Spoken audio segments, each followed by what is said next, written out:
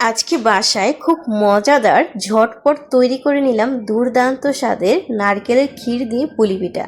খেতে অসাধারণ ছিল। সম্পূর্ণ রেসিপিটি দেখতে থাকুন, আপনাদের কাছে খুব খুব ভালো লাগবে।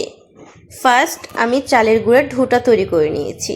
চালের গুঁড়া সিদ্ধ করে পারফেক্টভাবে মথে ডোটাকে তৈরি করে নিয়েছি। নারকেলের ক্ষীর তৈরি করতে 4টা নারকেল নিয়েছি, চিনি দিয়ে ক্ষীরটা তৈরি করে নিয়েছি। চাইলে আপনারা খেজুরের গুড় দিয়েও তৈরি করে নিতে পারবেন।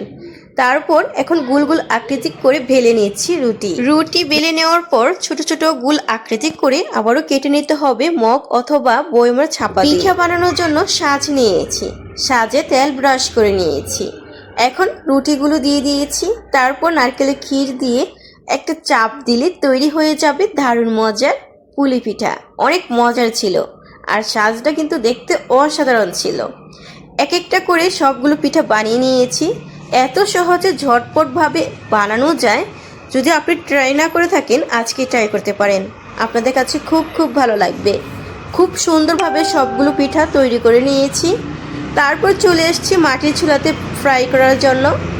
চাইলে আপনারা ভাপ দিতে পারবেন, আমার ফ্রাই করে খেতে খুব ভালো লাগে তাই তেলে ফ্রাই করে নিয়েছি। তেল গরম করে নিয়েছি, যখন গরম হয়ে আসছে তখন পুলি পিঠাগুলো অ্যাড করেছি। এখন ব্রাউন কালার করে ভেজে নিয়েছি। চুলা থেকে গরম গরম পরিবেশন করে আপনাদের সাথে শেয়ার করেছি কতটা লুবনি অসাধারণ হয়েছে। খেতে অনেক অনেক মজার ছিল। সেম টু সেম ফলো করে বাসায় ট্রাই করতে পারেন। আর নতুন নতুন মজার মজার রেসিপি দেখার জন্য অবশ্যই আমার পেজটি ফলো দিয়ে রাখবেন। আজকের রেসিপিটি এখানে শেষ করছি। নেক্সট রেসিপিতে আপনাদের সাথে আবারও দেখা হবে। সবাই ভালো থাকবেন, সুস্থ থাকবেন। আল্লাহ হাফেজ, টাটা।